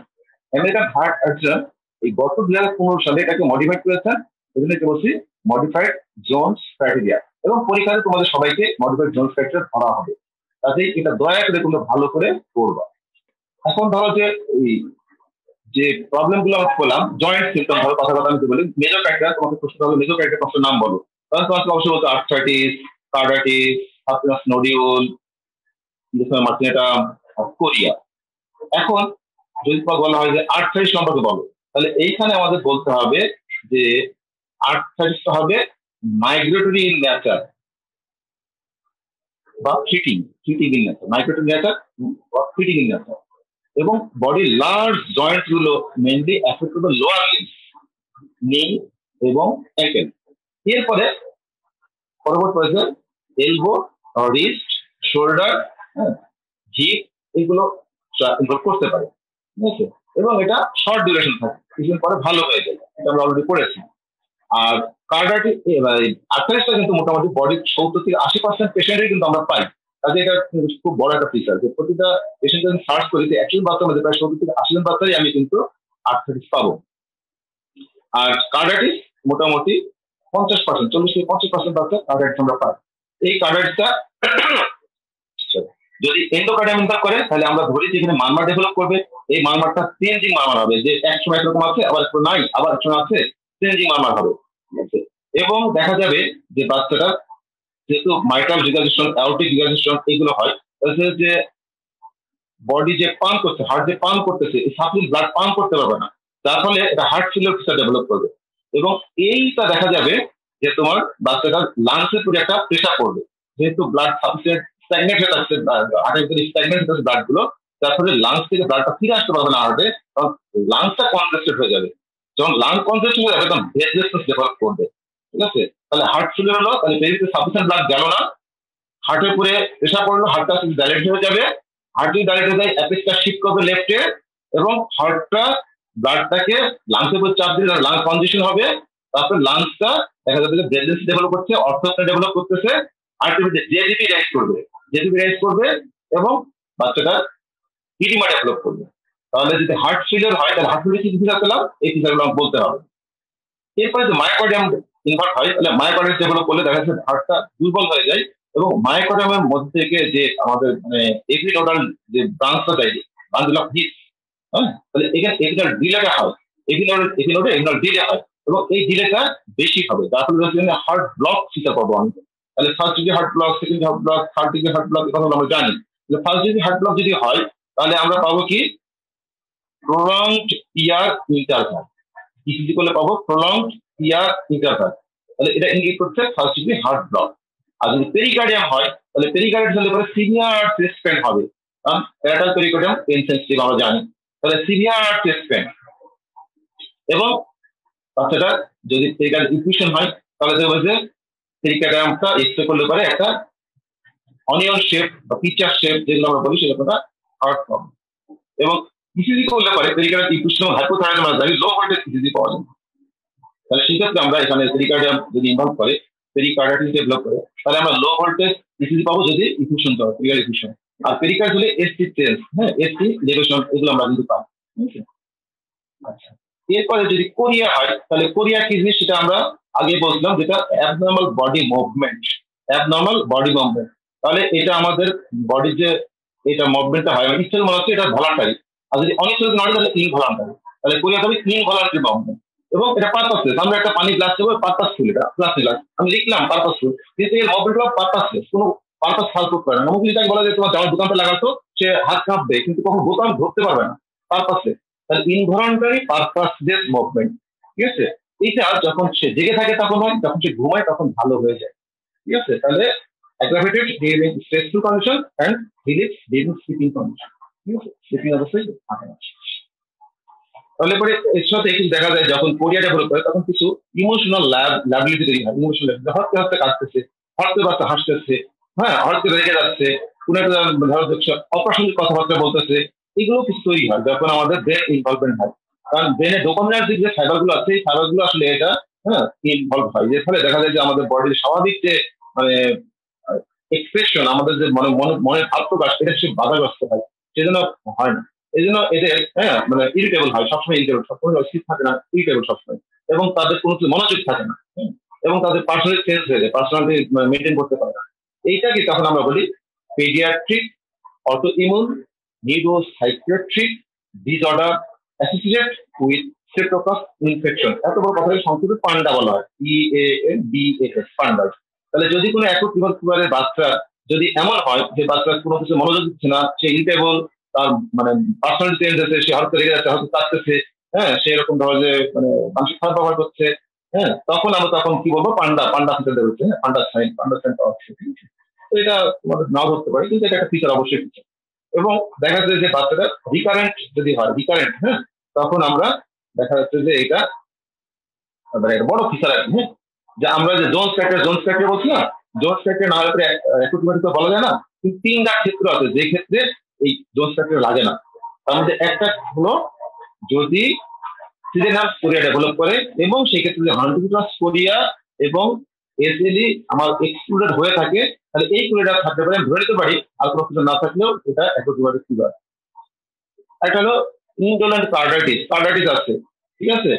তাহলে পরে সেই ক্ষেত্রে আমি ধরে নিতে পারি এটা একটু ফিভার। এবং যদি দেখে রিকারেন্স হিস্ট্রি থাকে তাহলে তাহলে SIR মনে রাখার জন্য আমি যেটা বলছি, যে স্যার বললে পরে কোনো ফিচার দরকার নাই, স্যার বলেছেন বাস মিটে গেছে, এখানে আমি আর কোনো ফিচার জোন ফ্যাক্টর খুঁজবো না। তাহলে SIR, স্যার, সিজেনাল chorea, indolent carditis and recurrence, এই তিনটা যদি পাই তাহলে আমি আর কোনো জোন ফ্যাক্টর খুঁজতে যাবো না, তখন বলতে পারি এটা একত্রিত ছিল। ঠিক আছে? আর সাধারণত দেখা যায় যে যাদের রিকারেন্স থাকে, ঠিক আছে, এটা সাধারণত 5 থেকে 5 বছর মধ্যে রিকারেন্সটা হওয়ার সময় খুব বাড়ে। এই জন্য আমাদের কিন্তু অবশ্যই একত্রিত বাচ্চাকে বারবার ফলো আপ করতে হয়, কিন্তু পরপরই তাকে ইকোকার্ডিয়াম করে দেখতে হয় যে তার ভালভারি ডেভেলপ করছে কিনা। ঠিক আছে? বারবার তার সাথে, হ্যাঁ, মানে দেখতে হয় ফিচার অফ কোরিয়া আছে কিনা, এগুলো দেখতে হয় কিন্তু, হ্যাঁ, এগুলো দেখার পরে আমরা দেখছি কি দেখতে হয়। এই যে আর্টটা যেটা আমি আগে বলেছিলাম যে 70 থেকে 80% বাচ্চার ক্ষেত্রে থাকে, লার্জ জয়েন্ট ইনভলভ হয় এবং 1 থেকে 2 সপ্তাহ ভালো হয়ে যায়। ঠিক আছে? আর যেটা বললাম যে ইরোশন হয় না বা কোনো রকম ডিফর্মিটি হয় না, নন ইরোসিভ বলছি, কিন্তু কখনো কখনো জ্যাকট আস্তে হতে পারে। অলরেডি বলে ফেলেছে, আর নতুন বলে দিচ্ছি না এটা। বা কার্ডাইটিস, এটাও তোমাদের অলরেডি বলেছি যে 40-50% ক্ষেত্রে হয়ে থাকে। শুধু এন্ডোকার্ডিয়াম হতে পারে, শুধু ম্যাকডাম হতে পারে, শুধু পেরিকার্ডিয়াম হতে পারে। ঠিক আছে? এখন একটা কথা হলো পেরিকার্ডিয়াল গ্রাফ শব্দটা এখানে আসছে। ঠিক আছে? এই পেরিকার্ডিয়াল গ্রাফ আর প্লুরাল গ্রাফ, এটা কিন্তু বোঝার জন্য সবচেয়ে ভালো বুঝতে হলো বাচ্চাকে ব্রেথ হোল্ড করে যদি শব্দ শুনি স্পেস দিয়ে, তখন যদি গ্রাফ পাই সেটা হলো পেরিকার্ডিয়াল গ্রাফ। আর ব্রেথ হোল্ড করে যদি প্লুরাল গ্রাফ হয় তাহলে ওটা ব্রেথ হোল্ড করা আছে, তাহলে তার তৈরি হবে না, ফিকশন হবে না। কাজেই পেরিকার্ডিয়াল গ্রাফ আর প্লুরাল গ্রাফ বোঝার জন্য ব্রেথ হোল্ড করে আমাদেরকে স্টেপও লাগাতে হবে। তাহলে যদি আমি গ্রাফ পাই তাহলে পেরিকার্ডিয়াল গ্রাফ, আর যদি গ্রাফ বন্ধ হয়ে যায় তাহলে সেটা হলো প্লুরাল গ্রাফ। সাধারণত জিজ্ঞেস করতে পারি। এগুলো অলরেডি বলেছি যে কার্ডাইটিস স্পেশালি কি হবে, হার্ট ফেলিওর, ব্রেডলেস হবে, কাফ হবে, palpitation, orthopnoea, chest pain, oedema, tachycardia, murmur, এগুলো অলরেডি পাওয়া যাবে। ঠিক আছে? এগুলো বলা হয়েছে। আর ক্রনিক কেস যখন অনেকদিন ধরে থাকবে, তখন কার্ডাইটিস থেকে আলটিমেটলি হার্ট গুলো নষ্ট হয়ে যাবে, হার্টের ভাল্ব গুলো, তখন ওষুধের নামটা হবে রিউমাটিক হার্ট ডিজিজ। তখন আর রিউমাটিক হার্ট। এই কোরিয়া যেটা তোমাদের বলছি সেটা 10 থেকে 15% ক্ষেত্রে পাওয়া যায়। ঠিক আছে? এটা সিডেনাম কোরিয়া বলে এটাকে। সেন্ট ভাইটাস ক্যান্সার বলি। সাধারণত এটা লেট ম্যানিফেস্টেশন, কোরিয়াটা লেট ম্যানিফেস্টেশন, এটা একদম সাথে সাথে কিন্তু ডেভেলপ করে না। আর্থ্রাইটিস সাথে সাথে ওটা ডেভেলপ করে, কিন্তু কোরিয়া কখনো সাথে সাথে হয় না, 3 থেকে 6 মাস পরে তখন ডেভেলপ করে, বুঝছো? এবং এটা বেরাল গ্যাংলিয়া আমাদের ইনভলভ করে, মেইনলি সাধারণত ওল্ডার গার্ল, যারা অ্যাডোলেসেন্ট গার্ল, তাদের ডেভেলপ করে। কিন্তু কখনো কখনো বয়েজরাও ডেভেলপ মানে চিকিৎসা প্রেজেন্ট করতে পারে, কিন্তু মেইনলি মেয়েরা প্রেজেন্ট করে। এবং এটা যখন ভালো হয়ে যায় তখন ব্রেন টিস্যু কোনো ড্যামেজ হয় না, যেহেতু ব্রেন টিস্যু প্রবলেম, কিন্তু ব্রেন টিস্যু কোনো ড্যামেজ হয় না। আর্থাইটিস যেমন ড্যামেজ হয় না, জয়েন্ট ভালো থাকে, এখানেও এমনি আমাদের সেরেব্রাল টিস্যুগুলো। কোরিয়া কি জিনিস, যেহেতু কোরিয়া কাকে বলে, তাহলে এটা সাধারণত জিজ্ঞেস করে, তাহলে বলতে হবে এটা involuntary, purposeless, non repetitive movement of limbs, face and trunk, which increases during stress and disappears during sleep. এই কথাটা মুখে বলতে হবে, ঠিক আছে? এখন এটা আমরা আগে বলছিলাম এটা ইনভলান্টারি, সে ইচ্ছে করে না, এটা অটোমেটিক্যালি হয় ইনভলান্টারি। এটা কোনো পারপাস লেস, এখানে কোনো সে কাজ করতে পারবে না, তাদের একটা পানি গ্লাসে গেলে পানি নিতে আসবে, জামা বোতল লাগাতে পারবে না, ঠিক আছে? এবং নন রিপিট, মানে একই মুভমেন্ট বারবার হবে না, এরকম একই হবে না, এরকম হলো তারপরে এরকম হলো, এরকম মানে বিভিন্ন রকম হবে, কিন্তু একই জিনিস বারবার হবে না, ঠিক আছে? নন রিপিটেটিভ মানে মুভমেন্ট হবে, কিন্তু একই রকম মুভমেন্ট বারবার হবে না, ঠিক আছে? নন রিপিটেটিভ। আর এটা বডি, ফেস আর ট্রাঙ্ক, ঠিক আছে? মানে আমার হাত পা, লিম্ব, ফেস আর ট্রাঙ্ক, এইগুলো সাধারণত হয়, সাধারণত হাতে হয়, বডি, এবং এটা ঘুমের সময় হয়। এবং এটা অনলি সিমটম আগে বলছিলাম যে কোরিয়াতে থাকে, হার্ট যদি বলে সিদের নাম কোরিয়া, ইনজুলিন প্যারাডিস, আর রিকারেন্ট যদি হয় তাহলে আমাদের কিন্তু ডায়াগনোস করতে হয়। শুধু কোরিয়া নিয়েও বাচ্চা প্রেজেন্ট করতে পারে। এখন সাদা পরীক্ষাতে খুব পছন্দের করা কোশ্চেন জিজ্ঞেস করে কোরিয়া সম্পর্কে, যে কোরিয়া কাকে বলে বলো, কোরিয়ার কার্ডিনাল ফিচার গুলো কি, আর কোরিয়ার সাইন কি। এখন কার্ডিনাল ফিচার অফ কোরিয়া, এটা আমাদের ইকুয়াল বাড়ির সাথে যদি এক্সপেন্স হিসেবে আসেন, উনি খুব পছন্দ করেন কথাটা, হাইপোটোনিয়া, মানে বাচ্চার মাসেল টোন গুলো কমে যায়। যার ফলে আমি যদি বলি যে এইভাবে হাতটা ধরে রাখো তো, হ্যাঁ, এভাবে যদি আমি হাতটা ধরে রাখতে বলি, ঠিক আছে, ওই যে মাসু পিছুতে যেমন আছে না, মানে এই ছবিটা, হ্যাঁ, হাত এভাবে রেখে দিয়েছে একটা ছবি, মাসু পিছু আছে না ব্রাজিলে, তো ঠিক ওরকম যে হাতটা আমি লম্বা করে উঁচু করে রাখতে বলি, তো সে পারবে না, তার যেহেতু হাত দিলে তো মাসুলের টোন কমে গেছে, হাতটা উল্টাই দিবে, ঠিক আছে, পাখি দানা মতো উল্টাই দিবে, ঠিক আছে, হাতটা মানে তালুটা আকাশের দিকে না রেখে তালুটা মাটির দিকে যায়, ঠিক আছে। তো এই যে হাইপোটোনিয়ার জন্য হয়, এবং এইটাকে আমরা বলি প্রোনেটর সাইন, প্রোনেটর সাইন। তাহলে আমি আকাশের দিকে হাতের তালু রেখে 2 হাত প্রসারিত করি, তো সে রাখতে পারবে না, তার হাতটা অটোমেটিক্যালি তালুটা মাটির দিকে যাবে, এটা প্রোনেশন বলি। আর সুগানিশন প্রোনেশন, তাহলে প্রোনেশন এর প্রোনেটর সাইন, ঠিক আছে, প্রোনেশন। আর ইনভলান্টারি মুভমেন্ট আমি আগে বলেছি, সে ইচ্ছের মুভমেন্ট গুলো করবে না, সে এমনি এমনি মুভমেন্ট করবে। যেমন আমরা যদি জিভ বের করতে বলি, এরকম জিভটা সে বারবার জিভের মুখে নেবে, মুখে বের করবে, বারবার মুখে নেবে, মুখে বের করবে। এটা কিন্তু সে ইচ্ছা করছে না, ইনভলান্টারি কিন্তু। হ্যাঁ, ইচ্ছাকে আমি বের করতে সে বের করে রাখতো, কিন্তু সে বের করে রাখতে পারবে না, ভিতরে ঢুকবে বেরোবে, ভিতরে ঢুকবে বেরোবে, জিভটা বারবার এরকম করে। যেমন টিকটিকির জিভ, যেটা আমরা লিজার্ড টাং বলি, ঠিক আছে, আমরা লিজার্ড টাং বলি, টিকটিকির জিভের মতো ইনভলান্টারি মুভমেন্ট হবে, যেটা ডার্টিং টাং বা লিজার্ড টাংও বলা হয়। আর ইনকোঅর্ডিনেশন মানে তাকে যে কোনো কাজ করলে কোঅর্ডিনেট করতে পারবে না। হ্যাঁ, আমি বলি পানি গ্লাসটা নিয়ে আমাকে দাও, দিতে পারবে না, কিন্তু পেন্সিলটা নিয়ে একটা লিখো, পারবে না। আগে হাতে লেখা দিন দিন খারাপের দিকে যাবে, সে আগে সুন্দর নিজের নাম লিখতে করতো, তার লেখা ক্লাসে সব প্রশংসা করতো, এখন তার লেখা এমনই যে নিজেই বুঝতে পারছে না পরে কি লিখেছিল, নিজেই বুঝতে পারছে না, ঠিক আছে, কোঅর্ডিনেশন থাকতে হবে, কোনো কোঅর্ডিনেশন থাকবে না, ঠিক আছে। এটা হলো ক্লামসি হ্যান্ড রাইটিং। আর যার হ্যান্ড রাইটিং ক্লামসি হবে, আর ওই যে আগে বললাম যে তার পার্সোনাল চেঞ্জ হবে, তার মুড বিচারটা হবে, শর্টকে রেখে দেবে, হয়তো কাঁদতে শুরু করে দেবে, হ্যাঁ, তার অ্যাটেনশন স্প্যানটা কমে যাবে, তার স্কুল পারফরমেন্স অবশ্যই খারাপ হবে, তাহলে তার স্কুল পারফরমেন্সটা খারাপ হয়ে যায়। এবং ইমোশনাল লেভেলটা আগে বললাম তোমাকে, মানসিক ভাবে সে স্টেবল থাকবে না। তাহলে এই উপরের যে কয়টা সমস্যা, এগুলো হলো কোরিয়ার feature, cardinal feature: hypotonia, involuntary problem, incoordination, emotional lability, আর পরিস্থিতি পারফরমেন্স। আর কোরিয়ার সাইন কি? সাইন হচ্ছে প্রোনেটর সাইন, যেটা আমি আগে বললাম যে হাত কাছে থাকবে না, নিচে দিকে যাবে, এটা প্রোনেটর সাইন। হ্যাঁ, আর জিব্বা বের করতে বলে সে জিব্বাটা বারবার ঢুকবে বেরোবে, রিচার্ডটা বা ডার্টিং। আর এটা হচ্ছে মিড মেড গ্রিপ, আমি যদি বলি যে আমার এই দুটো আঙ্গুল ধরো, হ্যাঁ, তুমি হাতে ধরো, তো হাতে ধরবে, টিপে ধরবে, আবার আমার ফিল করবে সে আমাকে টিপে ধরছে, ছাড়ছে, টিপে ধরে ছাড়ছে। অর্থাৎ গরু দোহনের সময় যেমন, গাই দোহনের সময় যেমন টিপে ধর টানে, টানে খুলে, টানে খুলে, ঠিক আমার হাতটাও সেরকম টিপে ধরবে, ছাড়বে, টিপে ধরবে, ছাড়বে, মানে চাপ দিলে ছেড়ে দেবে, লুজ লুজ করবে, টাইট করবে, এইরকম। এটা হচ্ছে মিড মেড গ্রিপ। আর হাত করে লেখা লিখতে দিতে পারে, সে দেখবা প্রথমের দিকে লিখলো আমার একটু ভালোই হলো সোনার বাংলা, পরে সোনার বাংলা কি লিখলো এটা বোঝাই গেল না, এটা ক্লামজি হ্যান্ডেড আছে, ক্লামজি দেবে, এটা সাধারণ শুনতেছে।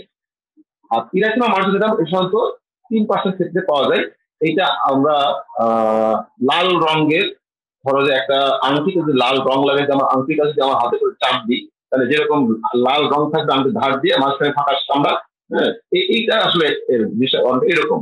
এটা নন প্র্যাকটিক্যাল, চুলকায় না, এবং এটা কখনো মুখে হয় না। সাধারণত হয় হলো sorry, সাধারণত হয় হলো যে আমাদের পুরা ট্রাঙ্কে এবং upper portion of the leaves, ঠিক আছে। অনেক সময় এটা বলে যে বাথিং স্যুট এরিয়া, হ্যাঁ, প্রচুর সময় যে স্যুট পরে বা সাদা সময় কিছু পরে যায় না, ঠিক ওই বাথিং স্যুট এরিয়া বলে। অথবা আমরা একটা মনে রাখতে পারি যারা হাত হাতা গেঞ্জি পরে বা টি শার্ট পরে, তো টি শার্ট এরিয়াটা, ঠিক আছে। তাহলে টি শার্ট যতটুকু, হ্যাঁ, জায়গা দখল করতে থাকে, হাতের উপর অংশ, হাতের উপর অংশ, এই ট্রাঙ্কটা এবং হয়তো কিছু অংশ, ঠিক আছে, এই অংশটাকে আমরা ইলেকট্রো মার্জিন হয়, কেসে কখনোই হবে না আমাদের, কখনোই হবে না। এবং এটা চুলকায় না, কখনো চুলকায় না, নন প্রেটিক। এবং আস্তে আস্তে পরবর্তীকালে যে দেখা যাচ্ছে কিছু র্যাশ আসলো, এই র্যাশ আসলে মিশে যায়, দেখা যায় একটা সাপের মতো, সাপি লাগে, সাপের টাইম বলে, সাপের মতো এবং সেন্টারটা হবে তেল, ঠিক আছে। দাউদের মাঝখানে তেল তাকে চারিদিকে দরজা, মানে রিং ওয়ান যেরকম হয় অনেকটা দাউদ, ঠিক ওরকম অনেকটা, মানে চারিপাশটা মার্জিনটা লাল, মাঝখানে সাদা, স্বাভাবিক রঙের চামড়া। এবং এটা 1 থেকে 3 সেন্টিমিটার ডায়ামিটারে হয়, এবং এটা বললাম যে বাথরুম এরিয়াতে হয়, হ্যাঁ। এবং সাধারণত 1 ঘন্টা 2 ঘন্টার মধ্যে এটা হয় এবং কমে যায়, কিন্তু ব্যাপারটা হয়ে থাকে অনেকদিন। এবং যদি তুমি গরম পানি দিয়ে গোসল করাও রুগীকে, অথবা গরম তোয়ালা যদি তার গায়ে জড়ায় রাখো, তাহলে কিন্তু এটা অ্যাপিয়ার করে, ঠিক আছে। হট অ্যাপ্লিকেশন করলে এটা বাড়ে। বাচ্চাটার একটা ছবি আছে, এই ছবি দেখা যাচ্ছে যে বাচ্চাটা এই যে আংটির মতো, হ্যাঁ, এই যে লাল চারিপাশটা, মাঝখানে সাদা চামড়া, স্বাভাবিক চামড়া, এইরকম অনেকগুলো হয়েছে। এবং এটা সাথে একটা জোড়া লেগে দিলে একটা সাপের মতো ধারণা হয়, এটা সাপের টাইম বলা হয়। এটা সাধারণত দেখা যাচ্ছে বাচ্চাদের যারা খুব ভালো সাদা চামড়ালে তার ভালো হয়ে যায়, এবং কালো লোকের তো কালো হয়ে যাবে। আর সাবকুটাস নোডিউলটা এটা সবচেয়ে কম বাচ্চা দেখা যায়। সাবকুটাস নোডিউল দেখা যাচ্ছে যে মাত্র 1% বাচ্চা দেখা যায়। কিন্তু মজার ব্যাপার হলো, যাদের ধরো যে কার্ডাইটিস ডেভেলপ করে, তাদেরই কিন্তু সাবকুটাস নোডিউল ডেভেলপ করে। কাজে যদিও এইটা, হ্যাঁ, মানে পার্সেন্টেজ কম, কিন্তু ইম্পর্টেন্স কিন্তু কম না। কারণ সাবকুটাস নোডিউল থাকা মানেই বুঝতে হবে তার কার্ডাইটিস ডেভেলপ করেছিল, এবং খুব টাফ ফিচার। তাহলে এটা আগে বলছিলাম তো পেনলেস, ব্যথা থাকে না, এবং এটা পি মানে মটরদানার মতো ছোট্ট, হ্যাঁ, এটা কোথায় নিচে থাকে, এর মধ্যে রিস্টেজ ক্যাপিটাল স্পাইন স্টাফ এগুলো থাকে, এবং এটা ওভারলাইং স্কিনের সাথে ফিক্স থাকে না, ওটা আগে তোমাদের বলেছিলাম। এবং সাধারণত অ্যাকুট ফিভারের কিছুদিন পরে, পুরো দিন পরে এটা আমাদের এখানে অ্যাপিয়ার করে, এবং মোটামুটি মাস 1 মাসের মধ্যে ভিজিটার করে ঠিক আছে। এবং এইটা একটা কথা তোমাকে বলে রাখি, যে আমরা তো আসলে কখনো ক্লিনিক্যালি মানে হিস্টোপ্যাথোলজি করি না। যদি আমরা যে হার্ট টিস্যুকে নিতাম, হার্ট টিস্যু নিয়ে যদি হার্ট টিস্যু আমরা মাইক্রোস্কোপের নিচে যে হিস্টোপ্যাথোলজি দেখতাম, তাহলে দেখা যেত যে এখানে periarticular area, pericardium, endocardium, myocardium, এইগুলোতে, যেগুলোতে ধরো যে মানে আর্টারি সাপ্লাই, মেন্টাল সাপ্লাই নাই, হ্যাঁ, ভিসাল পেরিকার্ডিয়ামে আছে, তারপর ধরো যে মায়োকার্ডিয়ামে আছে, এইগুলো যে পেরি আর্টারিয়াল যে এরিয়া, এই জায়গায় দেখা যাচ্ছে প্লাজমা সেল, লিম্ফোসাইট, ঠিক আছে।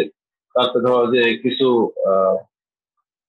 কি বলবো, ম্যাক্রোফেজ, এইসব জিনিসগুলো অ্যাগ্রাগেশন হলে তখন তাকে বলে হচ্ছে অ্যাপস অফ বডি, ঠিক আছে। তো যেহেতু কার সাথে এক সম্পর্ক আছে, এই জন্য যখন এই মডিউলটা আমরা মাইক্রোস্কোপে নিচে হিস্টোলজিক্যাল দেখি, এখানেও কিন্তু অ্যাপস অফ বডি পাওয়া যায়। তাহলে এই অ্যাপস অফ বডি কিছুই না, এটা পেরি আর্টিকুলার, ঠিক আছে, aggregation of the plasma cell, lymphocyte, ঠিক আছে। তারপর ধরো যে আদার্স, হ্যাঁ, মনোসাইট, আদার্স ইনফ্লামেটরি সেলস, এইগুলো, ঠিক আছে। এটা হলো অ্যাসব বডি। এই অ্যাসব বডি মায়োকার্ডিয়ামে যেমন থাকে, তেমনি এই মেডুলারি ভিতরে।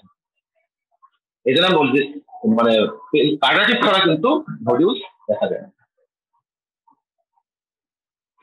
এইটা বনি প্রমেন থেকে ছোট্ট একটা নডিউল, যে নডিউলসটা পেইনলেস, এবং এটা স্কিনের সাথে লাগানো, স্কিনের নিচে আছে, এবং এটা, হ্যাঁ, ছোট্ট একটা মটরদানার মতো।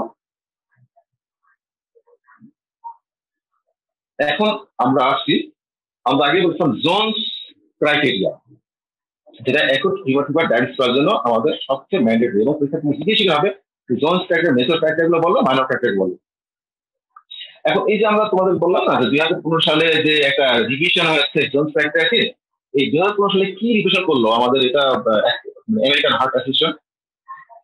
আমেরিকান হার্ট অ্যাসোসিয়েশন 2015 সালে আমাদের বললো যে আমাদের পৃথিবীতে সকল জায়গাতে কিন্তু অ্যাকুট ফিভারের একরকম মানে আক্রমণ না, যারা ধনী দেশ সেখানে রিপোর্ট করে আক্রমণ খুব কম। আর যেখানে গরিব দেশ সেখানে অ্যাকুট লিভারের আক্রমণটা খুব বেশি। তাহলে কম আর বেশি, তাহলে লো রিস্ক পপুলেশন কারা? উন্নত দেশগুলো। আর হাই রিস্ক পপুলেশন কারা? আমরা যারা গরিব দেশ। তাহলে এটা বুঝলেও করে হাই রিস্ক আর ভালো করবো কেমন করে? তো বলছে যে যদি আমরা 1 লক্ষ স্কুল গোয়িং বাচ্চাকে পরীক্ষা করি, আর সেই 1 লক্ষ স্কুল গোয়িং বাচ্চা পরীক্ষা করে যদি তার মধ্যে 2টা বা তার কম যদি আমরা হ্যাঁ এই অ্যাকুট বাৎসরিক ইন্সিডেন্স দেখি, তাহলে পরে এটা হলো লো রিস্ক পপুলেশন হবে। তাহলে 1 বছর সময়ের মধ্যে যদি 1 লক্ষ স্কুল গোয়িং বাচ্চার মধ্যে পরীক্ষা করে যদি মাত্র 2টা বা তার কম যদি আমরা নতুন রিউমাটিক ফিভার ডায়াগনোস করতে পারি, তাহলে সেটা হলো লো রিস্ক পপুলেশন। আর যদি 1 লক্ষ স্কুল গোয়িং বাচ্চাকে পরীক্ষা করে 1 বছরের মধ্যে 2টার বেশি, সে যতই হোক না কেন, 2টা 10টা 20টা 100টা যাই হোক না কেন, যদি বাচ্চা আমরা অ্যাক্টিভ হিসেবে পাই, তাহলে সেটা হলো হাই রিস্ক পপুলেশন। এই কথাটা আমাদের পরীক্ষা জিজ্ঞেস করবে। জোনস ক্রাইটেরিয়া অনুযায়ী low risk population high risk population কাকে বলে?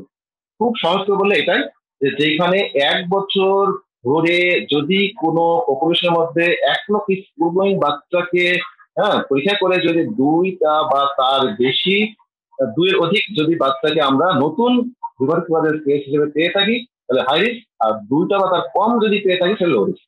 এইটুকু মনে রাখলে যথেষ্ট।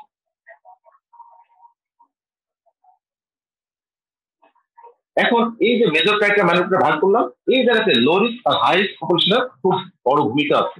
যদি কোনো জায়গায় হাই রিস্ক পপুলেশন বসবাস করে, তাহলে সেখানে সামান্য একটু সিমটমও তোমার কাছে একদম ভয়ঙ্কর বানাবে। কারণ না জানি এই যদি চিকিৎসা না দিই, তাহলে বাচ্চাটা হার্ট নষ্ট হয়ে যাবে। আমাদের ভয় একটাই, হার্ট নষ্ট হয়ে যাওয়া। হৃদয় ভেঙে খান খান করে দিতে হবে না, আমরা চিকিৎসকের হৃদয়টা সুন্দর রাখবো, এটাই হলো কথা। যেমন প্রথমে একটা ছবি তোমার বলেছে যে সামান্য একটু গলা ব্যথা কিন্তু হৃদয় ভেঙে দিতে পারে। তাহলে আমাদের এখানে হাই রিস্ক পপুলেশনের মানুষের একটু ছোট ফিচারও যদি আমি পাই, সেই ছোট্ট ফিচারটাকে আমি অবহেলা করবো না, যাতে আমি দ্রুত চিকিৎসা নিতে পারি। এই জন্য আর্থ্রাইটিস একটাই হোক একাধিক হোক, অথবা আর্থ্রাইটিস হয়ই নেই, শুধুমাত্র একটু জয়েন্ট পেনের কথা বলছো, তবুও আর্থ্রালজিয়া, এবং সে আর্থ্রালজিয়াটা যদি একাধিক জয়েন্টে হয়ে থাকে, সেটাকে মেজর হিসেবে ধরতে হবে এবং তাকে দ্রুত চিকিৎসা দিতে হবে, যাতে সে আর শুধু একটা জয়েন্টে একটু ব্যথা ব্যথা বলতে হতে পারে, সে পড়ে যায় লাগছে অথবা কোনো কারণে ব্যথা পেয়েছে, তখন সেটাকে মাইনর ফ্র্যাকচারে ধরতে হবে, তখন সেটাকে আমাদের কিন্তু না দিলে চলবে। কিন্তু যদি একাধিক জয়েন্টে ব্যথা হয়, কোনো সোয়েলিং নাই, সেটা তো মেজর ধরতে হবে। একটা মাত্র জয়েন্টে যদি সোয়েলিং থাকে ব্যথা থাকে, সেটাও মেজর ধরতে হবে। আর একাধিক হলে তো ধরতেই হবে। এইটা হলো হাই রিস্ক পপুলেশনের জন্য আমাদের ম্যান্ডেটরি কথাবার্তা, যে মাইনর ক্রাইটেরিয়া বলে অবহেলা করা যাবে না, সবগুলোকে মেজর ক্রাইটেরিয়া ধরতে হবে। শুধুমাত্র একটা জয়েন্ট সামান্য একটু ব্যথা, সেটাকে আমি মাইনর ক্রাইটেরিয়া ধরতে পারি, কিন্তু সবই মেজর ক্রাইটেরিয়া। আর যেখানে লো রিস্ক পপুলেশন, যেখানে ধরো যে কোনো মানে আক্রমণই হয় না, সেই জায়গাতে আমাদের অত চিন্তা নাই, যতই হোক না কেন আমি অত গুরুত্ব দিব না। যেমন একটা জয়েন্টে ইনভলভমেন্ট হয়েছে, কিন্তু আমি এলাকায় আমার মেজর এরিয়াতে ধরছি মানে মাইনর ক্রাইটেরিয়া, তাহলে এখানেও মাইনর ক্রাইটেরিয়া। কিন্তু এখানে আমরা মেজর ক্রাইটেরিয়া যেখানে ধরেছিলাম হাই রিস্ক এরিয়াতে পলিআর্থ্রালজিয়া, মনো আর্থ্রাইটিস, এই দুটোকে আমি ওই জায়গায় ধরবো না, ধরবো না, এটা সামান্য হতেই পারে কোনো কারণে বাদ দাও, ওইখানে আমাদের কিন্তু নাই এখন না, এই জায়গায় ধরবো না। তাহলে লো রিস্ক পপুলেশনে শুধু পলিআর্থ্রাইটিসটাকে মেজর হিসেবে ধরবো, আর বাকি সবগুলোকে মাইনর হিসেবে ধরবো। ঠিক আছে? তাহলে মেজর ক্রাইটেরিয়া হচ্ছে একটা মাত্র ফিচার পলিআর্থ্রাইটিস, আর বাকিগুলো সব মাইনর ক্রাইটেরিয়া, এটা লো রিস্ক এরিয়াতে। আর হাই রিস্ক এরিয়াতে সবই মেজর ক্রাইটেরিয়া, শুধু মনো আর্থ্রালজিয়াটা মাইনর ক্রাইটেরিয়া। এইটুকু ভালো করে মুখস্থ করো, এটা পরীক্ষা ধরা হবে। এখন এই যে রিভার্স, যে জোনস ক্রাইটেরিয়া বললাম, যা কোনো রিভার্স হয়েছে, এটা শুধুমাত্র ফার্স্ট অ্যাটাক ডায়াগনোস করার জন্যই লাগে, কিন্তু রিকারেন্সের জন্য কিন্তু এগুলো দরকার নেই। ঠিক আছে? রিকারেন্সের জন্য আমাদের এত মানে স্ট্রিক্ট মেনটেন করতে হবে না। ঠিক আছে? যেমন ধরো যে এখানে আমরা বলছিলাম, দেখো ফার্স্ট অ্যাটাকের জন্য 2টা মেজর ক্রাইটেরিয়া থাকতে হবে, অথবা একটা মেজর 2টা মাইনর ক্রাইটেরিয়া থাকতে হবে, এবং তার সাথে অবশ্যই রিসেন্ট গ্রুপ এ বিটা ইনফেকশন ছিল তার প্রমাণ থাকতে হবে। যদি এই প্রমাণটা না থাকে, তাহলে কিন্তু আমি ডায়াগনোস করবো না, প্রমাণ থাকতেই হবে। আর রিকারেন্স যদি হয়, সেখানে আমরা কিন্তু মেজর ক্রাইটেরিয়া মাইনর ক্রাইটেরিয়া এই পলিসি ফলো করছি না। 2টা মেজর থাকলে তো অবশ্যই ধরি সব আগে, একটা মেজর মাইনর ধরি, কিন্তু এই দেখাটা 3টা যে মাইনর ক্রাইটেরিয়া থাকে, তাহলে কিন্তু আমাকে এটাকে ধরে নিতে হবে। মাইনর ক্রাইটেরিয়া ধরলে তো আমি এটা ফার্স্ট কিছু বলতে পারি না, কিন্তু রিকারেন্স ক্ষেত্রে আমরা বলতে হয়। তাহলে এখানে আমরা কিন্তু এই যে মাইনর মেজর নিয়ে আমাদের মাথা ব্যথা নেই। রিকারেন্স ক্ষেত্রে 3টা মাইনর ক্রাইটেরিয়া হলেই হবে। ঠিক আছে? কিন্তু সব ক্ষেত্রে একটাই কথা, গ্রুপ এ বিটা হিস্টোগ্রাফিক ইনফেকশনের অবশ্যই এভিডেন্স থাকতে হবে। এভিডেন্স ছাড়া কখনোই আমি এটাকে বলবো না, যেটা এখন আর ওই একটু আগে বলেছিলাম যে কথাটা যে জোনস একটা এক্সেল কোন জায়গায় যখন স্যার বলেন স্টিফেন সুরিয়া ইন্ডোলেন্ট কার্ডাইটিস আর এই যে মেজর ক্যারেক্টার মাইনর ক্যারেক্টার এখন যদি আমাদের বলছিলাম না সে দেখো polyarthritis in low risk area but monoarthritis or polyarthralgia in moderate to high risk area, carditis, chorea, erythema, nodule R minor character clinically যে কোনো বাচ্চা ইনফরমেশন জ্বর হবে তাহলে জ্বরটা কি ধরা যায় না মনোআর্থালজিয়া আর হলো পলিআর্থালজিয়া লোই সাইতে ভাগতে আর ল্যাবরেটরি যদি আমি দেখো সিআরপি বডিতে যে কোনো ইনফেকশন হবে না যে কোনো ইনফেকশন সিআরপি লেভেল বাড়বে তাহলে আমার বডিতে যদি ইনফরমেশন হচ্ছে হার্টে আমার বডিতে ইনফরমেশন হচ্ছে জয়েন্টে আমার বডিতে ইনফরমেশন হচ্ছে বিভিন্ন সাইডে তাহলে সেখানে আমাদের সিআরপি বাড়বে তাহলে এটা ল্যাবরেটরি ফাইন্ডিংস মাইনর ক্যারেক্টার আর ইএসআর এটা সবসময় বডিতে যে কোনো ইনফেকশন ইনফরমেশন দিতে পারে এটা একটা মাইনর ক্যারেক্টার আর ইসিজি করলেও যে বলছিলাম হার্ট ব্লক হবে first heart block prolong care interval সেগুলো মাইনর ক্যারেক্টার তাহলে মেজর ক্যারেক্টার মাইনর ক্যারেক্টার ঠাঁটা মুখস্থ করতে হবে পরীক্ষায় ধরলে বা পরীক্ষা আসলে এটা লিখতে হবে তো বলতে হবে আর এই মাইনর আর মেজরের সাথে সাথে অবশ্যই supporting evidence of the group A vitamin status থাকতে হবে তাহলে কি থাকবে আমি যদি থট কালচার করি থট কালচার করে যদি আমি অর্গানিজম পাই তাহলে পরে অবশ্যই এটা বড় প্রমাণ একদম গোল্ড স্ট্যান্ডার্ড কিন্তু ওই যে 6 সপ্তাহ পরে যে প্রেজেন্ট করে তাহলে তো আমি পাবোই না আমি কি করে পাবো তখন তো অর্গানিজম থাকে না তাহলে তখন আমরা খুঁজতে হয় কি যে এর পক্ষে কি কি আছে যেমন বডিতে অ্যান্টিবডি তৈরি আছে না এই অ্যান্টিবডি তৈরি না সেটা এএসও টাইটার ঠিক আছে তাহলে এই যে একটা অ্যান্টিবডি তৈরি আছে এই অর্গানিজমের বিরুদ্ধে সেটা আমাদের বডিতে অনেকদিন থাকে সেটা আমরা খুঁজবো কিন্তু আমরা ইনডাইরেক্টলি বলতে পারি হ্যাঁ আমার বডিতে এটা ছিল অর্গানিজম ছিল এবং আমরা যখন একত্রিত ডায়াগনোস করি তখন দেখবা যে জিআই এর সাথে আমরা অনেক সময় গুলাই করি কারণ জিআই টা ফিচারও অনেক সময় জয়েন্টের সাথে মিলে যায় লিকোমিয়া অনেক সময় দেখা যাচ্ছে যে বাচ্চার লিকোমিয়া আছে দেখা যাচ্ছে বাচ্চারা জয়েন্ট পেন নিয়ে আসছে আমাদের কাছে আমরা হয়তো মনে করছি এটা আর্থ্রাইটিস কোনো কারণে আসলে না লিকোমিয়া রিঅ্যাক্টিভ আর্থ্রাইটিস হলো যে আমাদের বাচ্চাদের কোনো কারণে অ্যাডোলেসেন্ট বাচ্চাদের দেখা যায় যে জয়েন্ট পেন হয় ঠিক আছে চোখ লাল হয় ঠিক আছে হাতে পায়ে তালুতে র্যাশ হয় ঠিক আছে অনেকগুলো এরকম হয় আর সেফটি কার্ড বলে যে কোনো জয়েন্টের ভিতরে কোনো অর্গানিজম ঢুকে সেখানে সরাসরি যদি ইনফেকশন করে তাহলে সেফটি কার্ড এসিডি তো জানোই যে এসিডিতে আমাদের 11টা ক্রাইটেরিয়া থাকে 11টা ক্রাইটেরিয়া কমপ্লিট 4টা করলে আমরা এসিডি বলি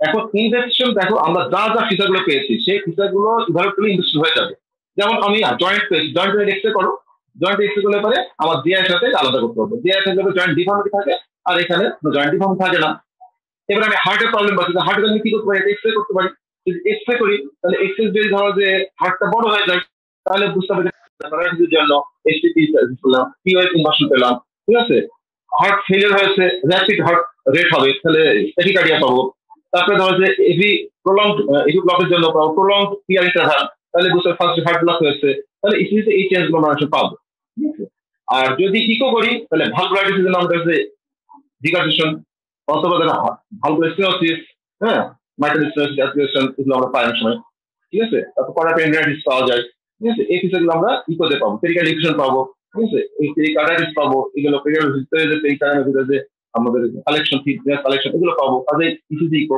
তাহলে হার্টের করার জন্য আমরা করলাম এক্সরে ইসিজি আর ইকো কোরিয়ার জন্য তেমন কোনো আমাদের পরীক্ষা এই মুহূর্তে নাই সাবক্লাস নডিউলের জন্য পরীক্ষা করি না কিন্তু যদি কখনো করি তাহলে পরে আবার বায়োপসি করলে সেখানে আমি অ্যাসপ নডিউল পাবো অ্যাসপ বডি পাবো ঠিক আছে আর যদি আমি এখন যে কোনো বডিতে ইনফেকশন হোক না কেন সেখানে যদি পরীক্ষা করি তাহলে সিআরপি আমি ইলেভেটেড পাবো আর সিবিসি যদি করি লিকোসাইটোসিস এবং ইএসআর হাই পাবো এটা যে কোনো ইনফেকশনই পাওয়া যায় যে কোনো ইনফরমেশনই পাওয়া যায় হাই চেক পাওয়া যায় এবং সেরিফাল ব্লাড যদি করি তাহলে আমার লিকোমিয়াতে ব্লাড স্লিপ পাবো লিকোমিয়া ডায়াগনোস হয়ে গেল আমার ঠিক আছে আর যদি থটস অফ কালচার করি তাহলে সাধারণত আমরা মাত্র 10 থেকে 20% কেসে পাবো কিন্তু 80% ক্ষেত্রে বা 90% ক্ষেত্রে পাবো না কারণ অলরেডি সুস্থ হয়ে গেছে কারণ 6 সপ্তাহ পরে তা থাকে না আর গ্রামে যদি থটস অফ স্নার যদি করি তাহলে অলরেডি পাবো কিন্তু সব খুব কম কিন্তু ইনডাইরেক্টলি আমরা দেখবো যে অ্যান্টিবডি আছে কিনা বডিতে অ্যান্টিবডি তাহলে ল্যাবস টেস্ট করে দেখতে হবে অথবা এএসও টাইটার করে দেখতে হবে এএসও টাইটার যদি আমাদের নর্মালি আমাদের যে কোনো মানুষ যদি করি তাহলে দেখা যাবে মোটামুটি 200 পর্যন্ত আমাদের নর্মাল যদি 300 বা তার বেশি হয়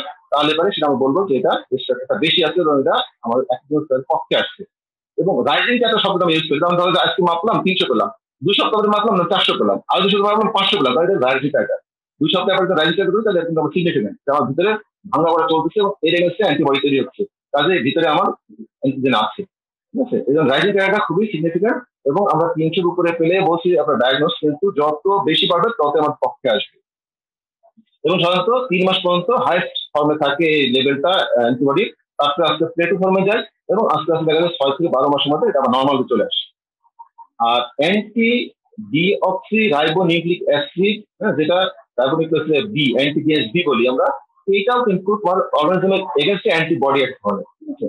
কিন্তু এটা পজিটিভ থাকে এবং এটা এসোটা ডেভেলপ করার আগে এটা ডেভেলপ করে, কাজে এটা কিন্তু ডাইজেস্ট করা খুব মানে সহজ হয়। আর একটা অ্যান্টি হ্যালোডেজ, এটাও কিন্তু আমাদের বডিতে এই এনজাইমটা এই রেসপন্সে বাড়ে, অ্যান্টিজেন ডার্ক অ্যান্টিজেনের রেসপন্সে বাড়ে।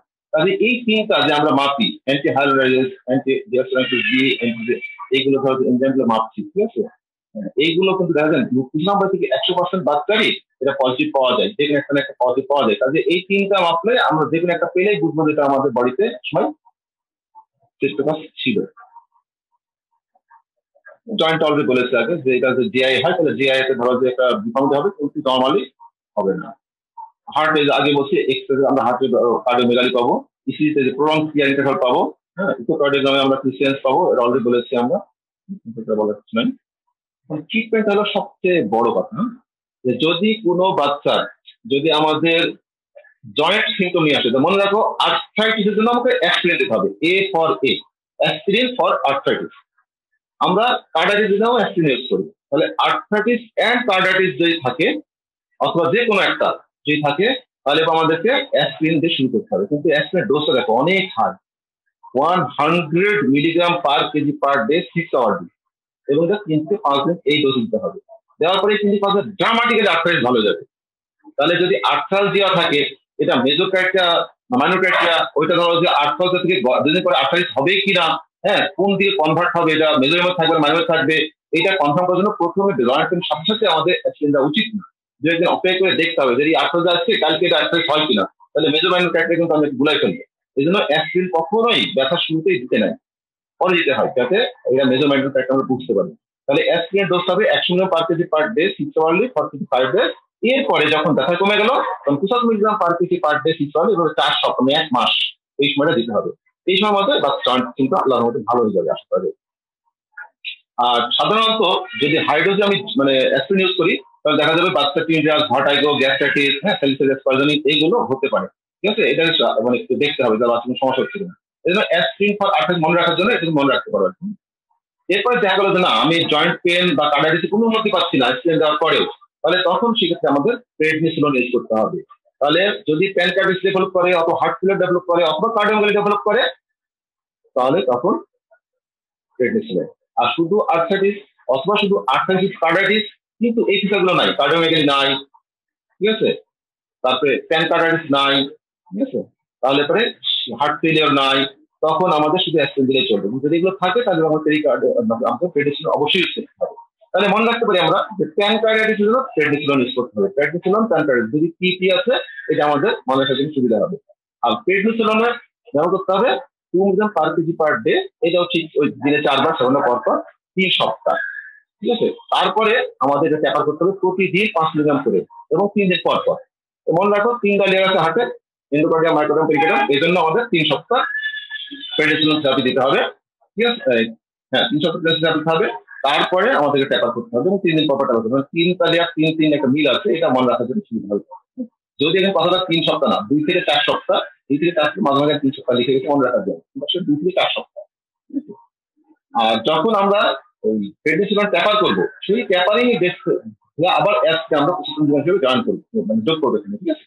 তাহলে যখন প্রেডনিসোলন শুরু করবো তখন প্রথমে কিন্তু আমরা প্রেডনিসোলনের সাথে অ্যাসপিরিন দিচ্ছি না, শুধু প্রেডনিসোলন দিচ্ছি, কারণ দুটাই anti inflammatory drug. Prednisolone anti inflammatory, aspirin anti inflammatory. যখন আমি প্রেডনিসোলন ডোজটা ট্যাপার করা শুরু করবো, সেই দিন থেকে আবার অ্যাসপিরিনটা আমরা সাথে যোগ করবো, ঠিক আছে? এটা আমরা 6 সপ্তাহ ব্যবহার করবো। যদি হার্ট ফেলিয়ার হয়, এটা অন্যান্য হার্ট ফেলিয়ার যেমন চিকিৎসা করি, ঠিক এখানে সে একই রকম বাচ্চার প্রপার পজিশন, অক্সিজেনেশন দেবো, তারপর ডায়াবেটিস থেরাপি দেবো, ভেজোডাইলেটর যে ড্রাগ গুলো আছে সেগুলো আমরা ইউজ করবো, বাচ্চার সল্ট অ্যান্ড ফুড রেস্ট্রিকশন করবো। কিন্তু এখানে ডিগক্সিনটা যদি কেউ দেয় তাহলে খুব সাবধানে দেয়, কারণ ডিগক্সিন নিজেই মানে আমার হার্ট ফেলিয়ারটা অ্যালজিয়াকে এগুলো অ্যাভয়েড করতে পারে। এই জন্য একটা সার্ভার দারুণ কথা বলতো যে don't whipping the tired horse, don't whipping the tired horse, যে ঘোড়া ক্লান্ত তাকে চাবুক মেরে আর কষ্ট দিও না। হার্টটা এমনি আমাদের ধরো যে অসহায়, তার সর্বশরীরে ব্যথা, হ্যাঁ, পেরিকার্ডাইটিস, মায়োকার্ডাইটিস, এন্ডোকার্ডাইটিস, আবার তাকে ডিগক্সিন হুইপিং করতেছো, এটা দরকার নেই।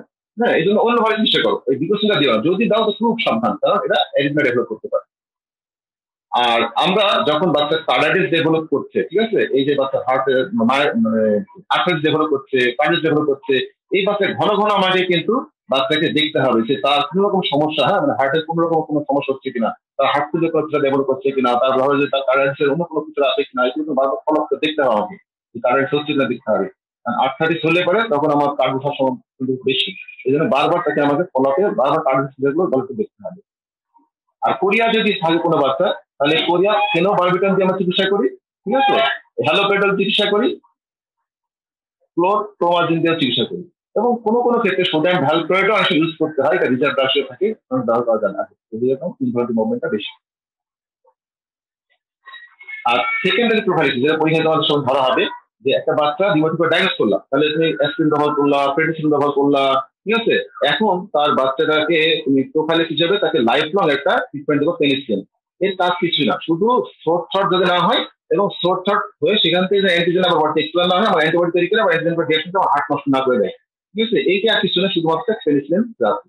এইটা সাধারণত আমরা বলি যদি শুধু আর্থ্রাইটিস ডেভেলপ করে 5 বছর এক নাগারে, অথবা বাচ্চার বয়স 21 বছর বয়স হওয়া পর্যন্ত, যেটা সবচেয়ে বেশি সময়, ঠিক আছে।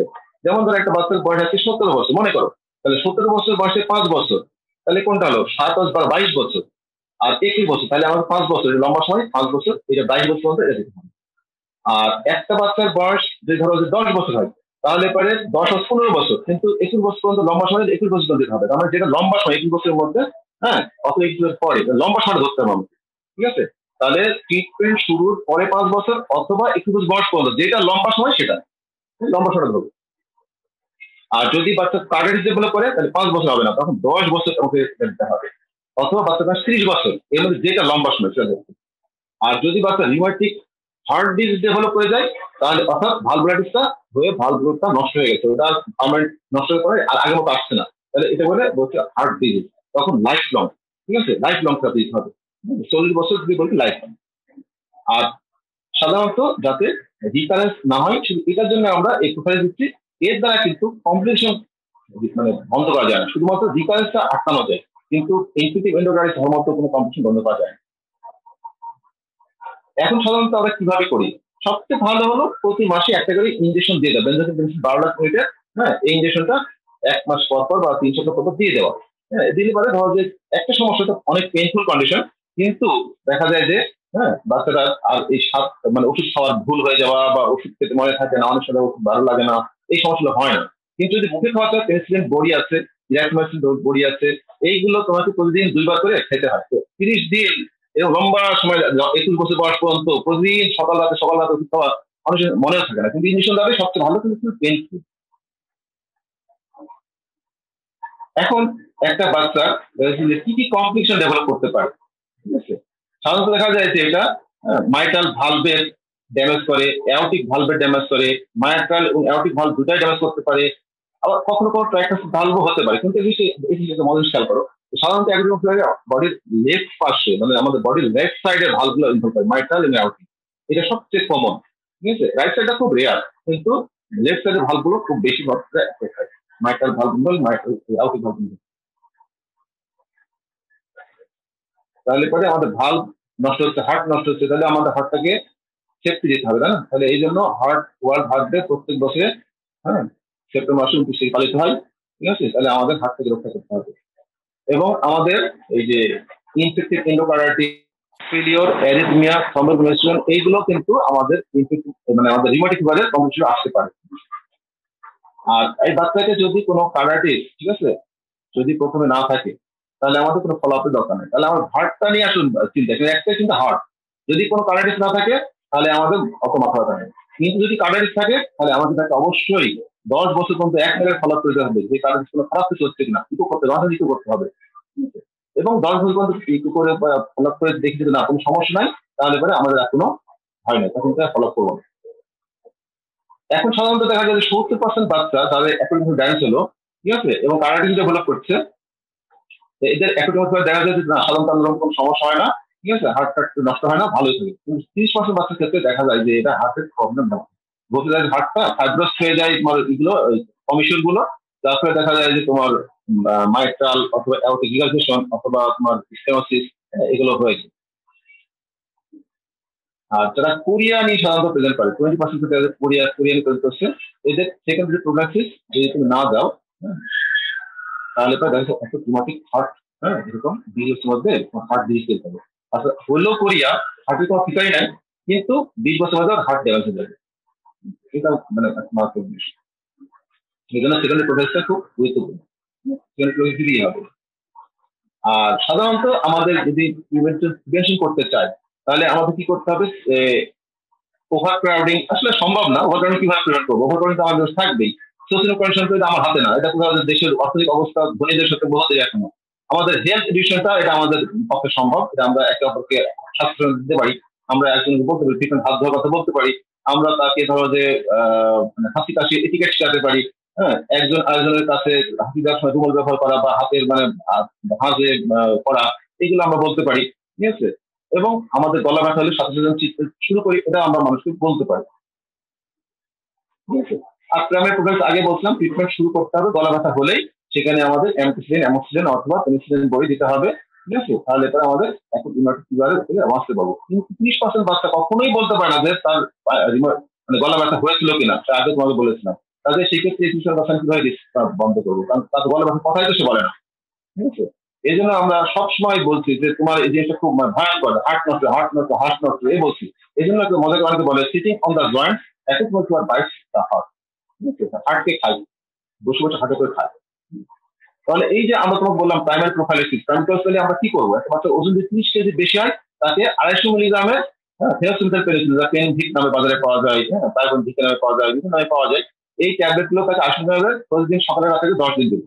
কারণ 10 দিন পর্যন্ত আসলে এটা আমাদের ক্ষতি করে বেশি করা। তাহলে এরপরে আমরা 9 দিনের জন্য দেখাচ্ছি, তবুও আমরা তাকে ট্রিটমেন্ট দেবো। তাহলে পরে আমাদের সাধারণত 30 কেজি বেশি হলে পরে 250 মিলিগ্রাম প্রতিদিন 2বার করে 10 দিন দিতে হবে। আর 30 দিন হলে 125 মিলিগ্রাম প্রতিদিন 2বার করে 10 দিন দিতে হবে। আর যাদের ধরো যে মানে পেনিসিলিন হাইপারফিউরিয়া আছে বা পেনিসিলিন অ্যালার্জি আছে, তাদের ইরাক্টোমাইসিন দিতে পারি আমরা, ইরাক্টোমাইসিন। আর অথবা একটা মাত্র বেনজোথিন পেনিসিলিন ইনজেকশন দিয়ে দিলেই হবে। যদি 30 উপরে হয় 12 লাখ ইউনিটের, আর যদি 30 কম হয় 6 লাখ ইউনিট। ইনজেকশন দিলে একটা সিঙ্গেল ডোজে মোটামুটি 70 থেকে আর 1 মিনিট সমস্যা থাকবে না। তো ঠিক আছে, তোমাদের এই পর্যন্তই। ভালো থাকো তোমরা।